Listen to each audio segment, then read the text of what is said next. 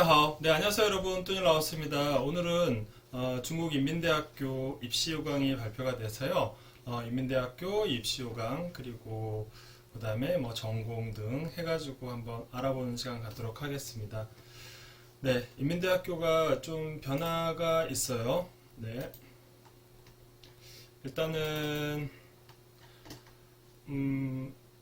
학생 모집 요강 한번 살펴보도록 하겠습니다. 뭐 나이는 18세에서 25세까지 이렇게 돼 있고요. 그 다음에 미성년자는 이제 후견인 보증서 넣는 걸로 돼 있고, 그 다음에 올해도 역시 그 국적 바꾼 학생들에 대한 그 요구 사항이 작년하고 똑같이 진행이 되는데, 올해는 그 구체적인 내용을 입시요강에 담았더라고요. 네, 그래서 그 내용 한번 살펴보겠습니다. 올해 그 뭐 서류 신청이라든지 시험 일정은 작년하고 대동소이하더라고요. 그래서 인터넷 서류 접수는 11월 15일부터 내년 2월 27일까지 이렇게 접수를 하면 되겠어요. 그래서 뭐 한국에서 원서를 넣는 친구들은 뭐 이때 뭐 12월이나 1월, 2월 정도 되면은 그 졸업장이 나오잖아요. 그러면은 졸업 증명하고 6학기 성적을 내면은 되겠고요. 뭐 중국에서 9월 달에 이제 입학하는 친구들, 7월 달에 졸업하는 친구들은 3학년 1학기까지의 성적, 그 다음에 예정증명서, 졸업 예정증명서를 넣으면은 되는 그런 스케줄이 되겠습니다. 이렇게 해서 인터넷 그 신청을 하고, 그 다음에 인터넷에서 이제 서류 심사를 3월 11일까지 하고, 그 다음에 이제 그 여러분들 원본 제출은 3월 25일까지 11월 29일부터 3월 25일까지 제출을 하는데, 방학 기간은 이제 제외되는 걸로 이렇게 나와 있습니다. 그래서 이렇게 이제 서류를 제출해 갖고 내시는데요. 지금 코로나 때문에 학교에서 서류를 직접 받지는 않습니다. 그래서 EMS하고 중국의 순펑으로 제출하는 걸로 이제 뭐 지정이 됐네요. 그죠? 그래서 납기일 지키시고, 그 다음에 이제 뭐 신청 흐름은 인터넷에 이렇게 등록을 하고요. 그 다음에 이제 파밍비 800원 있고 인터넷에서 신청하고, 그 다음에 프린터하고, 그 다음에 심사 통과한 다음에 이제 자료를 제출하는 거, 그 다음에 뭐 인터넷에서 이제 수험표를 프린터를 하셔야 되겠죠. 그 다음에 이제 필기 보고 3, 4주 후에 이제 면접이 진행되는, 그 다음에 면접 결과는 2, 3주 후에 나오는 걸로. 그래서 여러분이 인터넷에 들어가면은 결과를 보실 수 있다. 그리고 여러분들이 얻은 입학 자격에 따라서 장학금을 신청할 수 있다라고 합니다. 그래서 장학금을 노리는 학생들은 여기 학교에다가 이런 거는 조금 이렇게 집요하게 물어보시면 장학금 받을 수 있다, 이렇게 보시면 되겠습니다. 신청할 때 뭐 낼 서류는 온라인상에서 나오는 신청표 있고요. 그 다음에 여러분들 이제 6학기 나오는 그 졸업장이 있어야지 돼요. 네네. 그래서 인민대학교는 그 한국에서 검정고시가 인정이 안 되죠. 그러니까 전일제 고등학교 이제 뭐 학력 증명이라는 게 그 얘기인 거예요. 검정고시 안 된다. 그 다음에 이제 전 과정에 성적표를 내셔야지 돼요. 그래서 예를 들어서 5학기를 냈으면은 마지막에 내야지 돼요. 그 예를 들어서 뭐 1월 달에 이제 아까 여기에서 2월 27일까지 내면은 중국에서 다니는 학생들은 한 학기가 남을 거 아니에요. 그러면은 나머지는 이제 추후에 제출을 해야지 되는 거죠. 그러니까 한국에 있는 학생들은 지금 1월 15일부터라고 지금부터 내면은 나중에 서류를 한 번 더 내는 번거로움이 있으니까 뭐 그런 거 그렇게 참고를 하시면 될 것 같아요. 그 다음에 뭐 성적도 그렇고. 근데 이제 작년하고 달리 또 인민대가 또 이렇게 번거롭게 여러분들을 하네요. 잠깐 요 밑에 볼게요.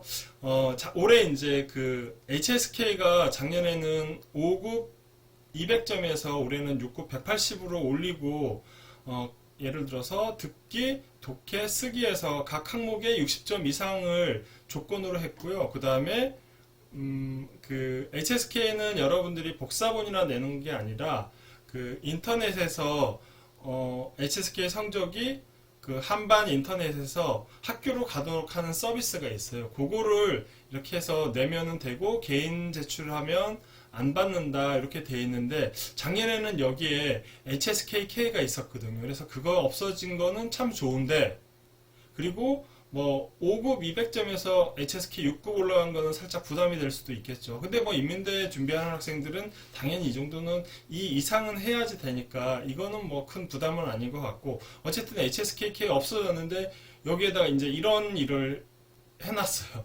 뭐냐면은 예를 들어서 북경이나 뭐 산동성이나 이렇게 그 회이커 졸업고사라든지 쯔거신 카오시라고 해서 이제 고등학교를 졸업하기 위한 필수 시험이 있는 학교들은 그 성적을 원본을 내라고 이렇게 돼 있어요. 이거는 사실은 뭐 북경에 있는 학생들이 이때 다 성적을 통과하면 모르지만 6월 달에도 내고 1년 뒤에도 내고 그래서 이거는 또 아마 좀 그렇게 후에 내도 된다라고 해서 보충 자료를 내도 해도 된다 이렇게 뭐 여지가 있기는 한데 어쨌든 요거에 대해서 이렇게 명시를 해놨다는 거. 그래서 뭐 이렇게 얘기를 하면은 이제 준비를 하는 학생들은 부담이 될 수밖에는 없는 거죠. 그래서 요게 이제 신설이 됐다라는 거. 그 다음에 이제 그 학교 선생님들의 추천서 원본이 있어야 되고 거기에 사인이 있어야 된다라는 거. 요게 이제 요 3번하고 4번이 조금 변화가 있습니다. 그리고 이제 담보서라고 해서 홈페이지에 있는 그 문서를 다운로드 받아서 거기에다가 이제 부모님들이나 법정 후견인이 사인을 해서 제출을 하는 걸로 이렇게 돼 있고요. 그 다음에 이제 담보인이 이제 경제증명을 하는데 예를 들어서 뭐 수입증명, 한국에서는 원천징수 뭐 이런 거 내고요. 그 다음에 은행에서 그 최소 인민폐 3만 원, 한 뭐 5, 600만 원 정도 되죠. 이거를 2020년 10월까지 은행에 정기 예금으로 돼 있는 그 잔고증명을 띄면 돼요. 이 얘기는 3만 원은 학비인 거고 10월까지는 이제 학비를 내는 기간이 지나니까 이때까지 이렇게 하라고 하는 겁니다. 네. 그렇게 하고 이제 개인 이력서가 올해 생겼어요. 그래서 여기에는 뭐 제한은 하지는 않는데 개인의 정보랑 그 다음에 가족 뭐 구성원의 상황, 그 다음에 뭐 어떻게 공부했는지 등등, 그 다음에 어떤 뭐 이렇게 사회 활동이라든지 학교 활동 같은 거 어떤 거 했는지 이렇게 내는 개인 이력서가 있습니다. 그 다음에 이제 범죄 경력 증명서가 있는데요. 중국에 있는 친구들은 뭐 파출소 가서 띄면 될 것 같고 한국에 있는 친구들은 경찰서 가서 이거 떼달라라고 하면은 무료로 띄워줍니다. 당일날. 그래서 그거 받아갖고 내시면 되고 그 다음에 이제 여권 뭐 복사본 있어야 되는데 그 기간이 여권 기간이 23년도 3월 31일 이후까지로 유효기간이 있어야지 돼요. 그렇지 않으면 여러분들은 갱신을 하거나 다시 발급을 받으셔야지 되는 거죠. 그렇게 하시고 중국에 있는 학생들은 이제 거류증 비자 사본도 제출을 해라 이렇게 돼 있고요.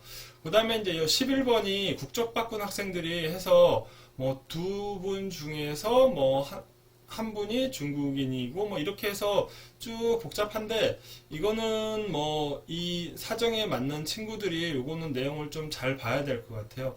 저도 이거에 대해서 상담을 해주는데 약간 부담스러워요. 이렇게 내용이 생각보다가 복잡한 가정들도 있고 그 내용이 또 제가 얘기해 줬는데 학교에서는 또 다른 견해를 내는 경우도 있더라고요. 그래서 이런 경우는 반드시 학교에다 한 번 정도는 전화를 해 보는 게 그래서 어떤 서류를 준비한다라는 거를 알고 준비하는 게 맞는 것 같습니다. 네. 그렇게 해서 이 국적 그 확인하는 거는 그렇게 하시고 12번. 이것도 신설이 됐어요. 그래서 외국인 이제 신체 검사표인데요. 요새 뭐 코로나도 그렇고 자꾸 이제 외국에서 어떤 뭐 바이러스나 이런 게 들어오니까 조금 더 엄하게 하는 것 같은데, 이거는 이민대 홈페이지에 있는 이제 그거를 서류를 다운받아서 한국이든지 중국이든지 병원 가서 그 영문으로 된 거, 중문으로 된 거, 그 의사 선생님 사인하고 병원 도장까지 받아가지고 내는 걸로 해야 되고요. 만약에 여러분들이 병이 있어서 그 증명을 발급하지 못할 때에는 학교에다 한번 연락을 하셔서 그 내용을 한번 질의를 하시는 게 맞을 것 같습니다. 그리고 이제 뭐 18세 이하인 경우에는 이런 조건에 이제 그 후견인이 있어야 된다라는 거죠. 그죠? 네. 어린 학생들은 이제 중국에서 사고가 나거나 뭐 자동차 사고가 나거나 어떤 금전적인 사고가 났을 때 후견인에 대한 이제 보증을 개런티를 해야지 되니까 그 내용입니다. 그 다음에 이제 시험은 작년에도 이제 4월 중순 이렇게 냈죠, 그죠? 그리고 둘째 주인가 이렇게 시험을 봤죠. 그래서 올해 뭐 제가 보기에는 거의 인터넷 시험을 볼 것 같아요. 근데 그거에 대해서는 이제 구체적으로 얘기는 안 해놓고 일단 시험 시기만 중순이라고 이렇게 해놨고요. 그 다음에 과목은 이제 어문이랑 한어랑 중국어랑 그 다음에 수학이랑 영어 그 다음에 면접 일시는 5월 중순으로 하고 이렇게 되어 있습니다. 그래서 6월 되면은 마지막 결과를 개별적으로 통보를 한다 이렇게 되어 있습니다. 네네. 네, 그런 내용입니다. 뭐 인터넷으로 보겠다, 오프라인으로 보겠다 이거에 대한 거는 없어요. 상황이 어떻게 될지 모르니까. 중국이 뭐 올림픽을 2월 달에 하면서 이제 외국인들을 불러서 할지 이제 뭐 그런 거 지금 뉴스에 많이 나오고 있잖아요. 그래서 뭐 코로나가 뭐 잠잠해진다라고 하면은 외국인들 들어와서 보라고 할 수도 있는데 근데 지금 뭐 그런 상황은 딱히 아닌 것 같습니다. 네. 그렇게 하고 아까 위에도 말씀드렸다시피 장학금은 이제 신청한 어떤 자격 뭐 이렇게 중국 정부 장학금 받는 경우에는 또 뭐 그런 것들이 있더라고요. 그래서 그렇고 그다음에 북경시 정부 장학금이나 뭐 이런 것들은 이제 성적에 의해서 이렇게 장학금이 주어지고는 합니다. 네, 그렇고 그다음에 이제 학비는 이제 문과 쪽하고 상경계열 쪽하고는 26,000원, 26,000원이면 얼마죠? 500만 원, 400만 원 조금 넘나요? 네네. 학비 물어보시는 분들이 종종 있어서 제가 한번 계산 한번 해볼게요. 환율이 많이 올라서 185 하면 한 480만 원 정도 되죠. 1년에. 그래서 중국대학교 학비는 한국대학교 학비의 반 정도 된다. 그 다음에 이제 예술학원이 이제 300만 원, 그리고 기타 단과대들이 24,000원, 네, 3만원, 24,000원이죠. 그 다음에 이제 글로벌 BBA 영문으로 공부하는 전공은 36,000원 1년에 이렇게 학비가 책정이 되어 있고요. 그 다음에 의료보험도 이제 갈 때 들으셔야지 되고, 그 다음에 숙박은 인민대는 이제 숙박시설이 그 기숙사가 조금 한국 학생들한테 잘 돼 있죠, 그죠? 네, 고려대학교가 이렇게 기부해가지고 이렇게 고려회관이라고 전원 기숙사가 이제 그 유학생들이나 이제 뭐 사무실이나 다 있는데 뭐 거기에 이렇게 그 1인실이나 2인실 이렇게 쓰게 돼 있고 이렇게 연락하셔서 하고요. 뭐 비자도 이제 뭐 요거는 나중에 되면은 뭐 30일 비자 받아갖고 들어가는 거고 이제 학교에 이제 뭐 아까 얘기했던 것들 중에서 궁금한 거 특히 뭐 그 이제 국적 관련해서 좀 봐야지 되는 친구들 뭐 궁금한 거 있고 그러면은 여기다 이렇게 연락을 하시면 되겠고요. 그 다음에 이제 글로벌 BBA는 이 요강하고 별개로 여기에서 살펴봐야 되는 걸로 이렇게 나와 있습니다. 그러면은 이제 입학 모집 요강에 대해서 모집 전체 스케줄이나 이런 거에 대해서 알아봤고요. 그러면 마지막으로 전공 어떤 게 있는지 잠깐 살펴볼게요. 인민대는 이제 들어가게 되면 이제 재정학원 쪽에 세무하고 재정학이 있고요. 금융학원에 보험하고 신용관리, 금융공정, 금융학이 있습니다. 그 다음에 공상관리에는 이제 관리학원, 그러니까 이제 경영학과예요. 그래서 관리 매니지먼트 이제 과학이죠. 그다음에 재무관리, 그다음에 회계, 무역경제, 그다음에 시장, 잉샤오는 시장 마케팅 이런 뜻입니다. 그리고 경영학과, 그다음에 이제 아까 영어로 하는 글로벌 BBA가 있죠. 그다음에 이제 경제학원, 경제단과대학교의 경제학과하고 국제경제무역, 그다음에 이제 국제경제관리, 에너지관리, 그다음에 이제 신방 쪽에 전파학이 있고 광고가 있고 광고 TV가 있고 신방학이 있고 국제신문 전파학이 있고 그다음에 법학 대학의 법학이 있고 국제정치에 외교학이 있고 외교정치가 있고 인력자원관리에 인력자원관리가 있고 그다음에 사회학 쪽에 공공사회관리, 그다음에 사회공작 사회학이 있죠.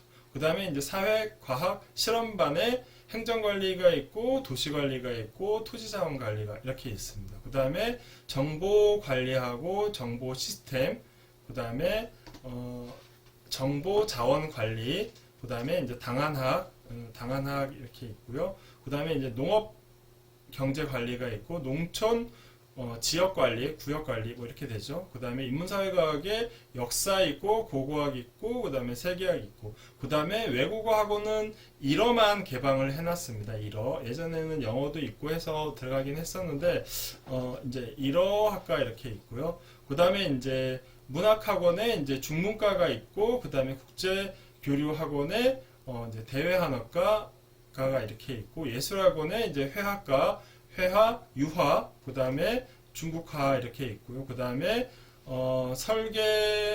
설계단과대학교에 환경설계가 있고 그 다음에 시각전달 설계가 있다. 이렇게 해서 인민대학교가 외국인들한테 입학 가능한 학과까지 한번 살펴봤습니다. 그래서 2022년도 인민대 준비한 학생들 이 내용 참고하셔서 준비를 하시면 될 것 같습니다. 好，今天到这里了， 오늘 여기까지 하겠습니다. 好，再见。